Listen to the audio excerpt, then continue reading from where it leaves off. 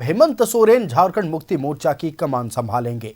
महाधिवेशन के पहले दिन पार्टी संविधान में संशोधन का प्रस्ताव पेश किया गया। शिबू सोरेन को पार्टी का संस्थापक संरक्षक बनाया जाएगा। महाधिवेशन के आखिरी दिन इस पर मुहर लगेगी। वहीं महाधिवेशन में कई राजनीतिक प्रस्ताव भी पेश किए गए। देखिए रिपोर्ट।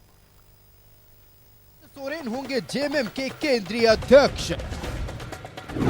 पार्टी में कार्यकारी अध्यक्ष पद होगा विलोपित।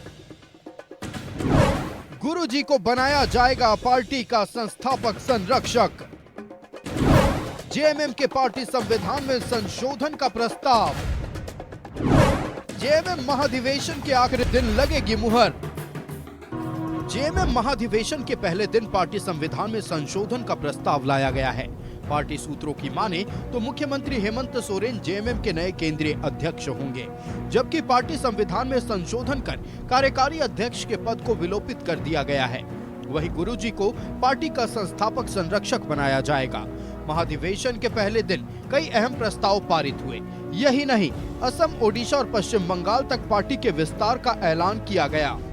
अब हम राजकीय राजनीति से बाहर निकलकर देश के अन्य राज्यों के राजधानी क्षेत्र में और उस पूरे राज्य क्षेत्र में अब हम लोग जाएंगे। उसकी तैयारी हम लोगों ने। महाधिवेशन में पार्टी की 108 पन्नों की सांगठनिक रिपोर्ट पेश। हेमंत सोरेन की अगुवाई में गांव, गरीब और आदिवासी के अधिकारों की रक्षा का संकल्प लिया। जातीय जनगणना और ओबीसी को 27% आरक्षण का राजनीतिक प्रस्ताव पेश। परिसीमन और वक्फ कानून के खिलाफ राजनीतिक प्रस्ताव पेश। 1932 के खातियान पर आधारित स्थानीय नीति को लेकर राजनीतिक प्रस्ताव। प्राइवेट सेक्टर में स्थानीय को 75% आरक्षण और सरना धर्म कोड को लेकर राजनीतिक प्रस्ताव।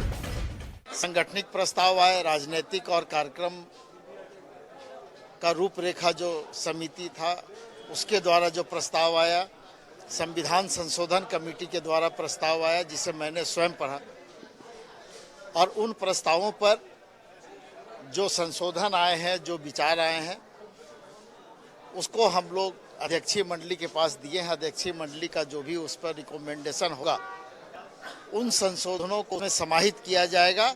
देखिए, कल्पना सोरेन जी ने जिस तरह से संकट की घड़ी में पार्टी को एक अपना बल दिया, उन्होंने, उनकी वजह से पार्टी को बहुत मदद मिली और सबकी उम्मीद भी वो बनी, तो निश्चित रूप से उन्हें अगर अच्छी बड़ी जिम्मेदारी दी जाएगी तो उसे बखूबी निभाएंगी और उससे पार्टी बहुत मजबूत होगी। इससे पहले महाधिवेशन को संबोधित करते हुए मुख्यमंत्री हेमंत सोरेन ने झारखंड आंदोलन का जिक्र किया। साथ ही कहा कि जेएमएम किसान, दलित और पिछड़ों का प्रतिनिधित्व करता रहा है। एक लंबी लड़ाई के बाद, अनगिनत शहादत के बाद 2000 ईस्वी में हमें अलग राज मिला। महाधिवेशन के पहले दिन बीजेपी की लोकतंत्र विरोधी नीतियों के खिलाफ लड़ाई का ऐलान किया गया। साथ ही जल, जंगल, जमीन पर आदिवासी समुदाय के अधिकार को फिर से रेखांकित करने, भूमि वापसी अधिनियम बनाने और जंगल में रहने वालों को स्थायी पट्टा देने का ऐलान किया गया। महाधिवेशन के दूसरे और आखिरी दिन मंगलवार को पार्टी के केंद्रीय अध्यक्ष और कार्यकारिणी के 7 पदाधिकारियों के नामों की घोषणा की जाएगी। न्यूज़ 11 भारत के लिए रांची से राकेश कुमार की रिपोर्ट।